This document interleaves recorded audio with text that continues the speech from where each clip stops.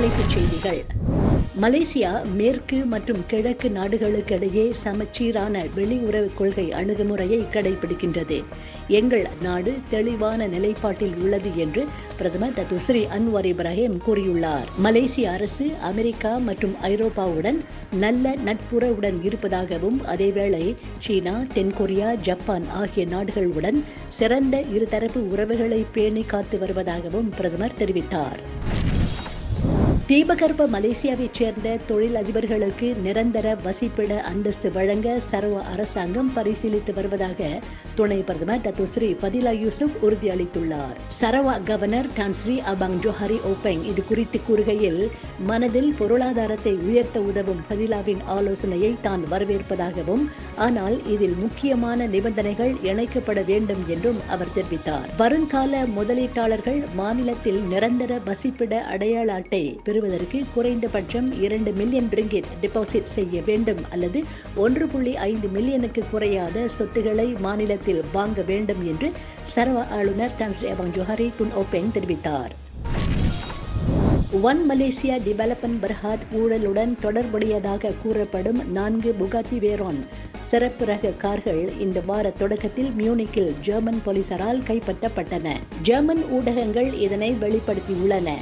அவை Rembrandt, Black Bess, Jean Pierre Wimille and Meo Costantini வகை கார்களாகும். ஒவ்வொன்றும் சுமார் 3 மில்லியன் அமெரிக்க டாலர் அல்லது 14.3 மில்லியன் ரிங்கிட் மதிப்புடையவை என்பது குறிப்பிடத்தக்கது. தொழில் முனைவோர் மேம்பாடு கூட்டுறவு துணை அமைச்சர் டத்தோ ரமணனின் நோன்பு பெருநாள் திறந்த இல்ல உபசரிப்பு சுங்கைபுலோவில் நடைபெற்றது. இந்த நிகழ்வில் 5000க்கும் மேற்பட்டவர்கள் கலந்து கொண்டு சிறப்பித்தார்கள். திறந்த இல்ல உபசரிப்பில் முக்கிய அங்கமாக சுங்கைபுலோ சுற்று வட்டாரத்தில் இறுதி சடங்குகளை மேற்கொள்ளும் 150 பேருக்கு உதவி நிதிகளை டத்தோ ரமணன் வழங்கினார்.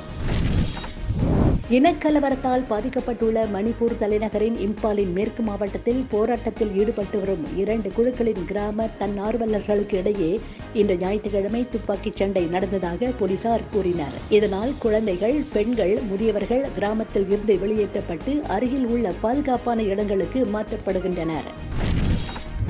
கர்நாடக மாநிலத்திற்கு மத்திய அரசு ஒதுக்கியுள்ள வறட்சி நிவாரண நிதி போதுமானதல்ல என்று தெரிவித்திருந்த அந்த மாநில முதல்வர் சித்தராமையா, வறட்சி நிவாரண நிதி போதுமானதல்ல என்பதை வலியுறுத்தி மத்திய அரசிடம் எதிர்ப்பை பதிவு செய்யும் விதமாக கையில் சொம்பு ஏந்தி இந்த தர்ணாவில் ஈடுபட்டார். ஈராக்கில் சமூக ஊடக பிரபலம் ஒருவர் கொல்லப்பட்ட சம்பவத்தை அதிகாரிகள் விசாரித்து வருகின்றனர். ஃபஹத் என்று அழைக்கப்படும் அந்த பெண் டிக்டாக், இன்ஸ்டாகிராம் தளங்களில் பிரபலமானவர். தலைநகர் பக்தாத்தில் உள்ள அவரது வீட்டுக்கு வெளியில் துப்பாக்கி ஏந்திய மோட்டார் சைக்கிளோட்டி அவரை சுட்டுக் கொண்டதாக கூறப்படுகிறது. தெற்கு சீனாவில் உள்ள குவாங்சாவ் நகரை தாக்கிய புயலுக்கு 5 பேர் பலியாகினர். மேலும் 33 பேர் காயமடைந்துள்ளதாக சீன அரசு கூறியுள்ளது. 141 தொழிற்சாலை கட்டடங்கள் சேதமடைந்துள்ளதாகவும், ஆனால் குடியிருப்பு பகுதிகளில் எந்தவித பாதிப்பும் ஏற்படவில்லை என்றும் தகவல்கள் கூறுகின்றன. புயலை தொடர்ந்து தெற்கு சீனாவில் பல நாள்களாக பெய்த பலத்த மழையினால் ஏற்பட்ட வெள்ளத்தால் பல்லாயிரக்கணக்கான மக்களின் வாழ்க்கை பாதிப்படைந்துள்ளது.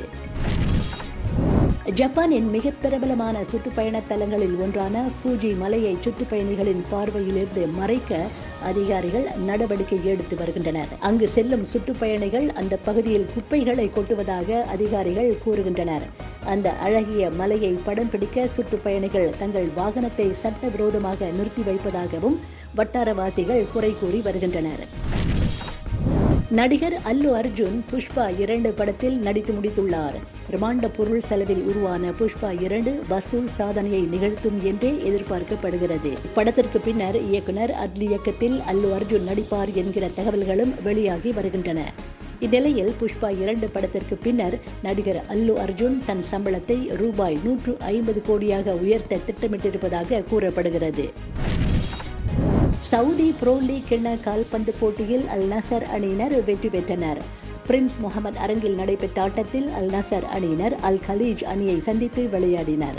இதில் சிறப்பான திறனை வெளிப்படுத்திய அல் நசர் அணியினர் 1-0 என்ற கோல் கணக்கில் அல் கலீஜ் அணியை வீழ்த்தி வெற்றி பெற்றனர். இதுபோன்ற மேலும் செய்திகளுக்கு நம்பிக்கை இணையதளத்தை பாருங்கள். நன்றி, வணக்கம்.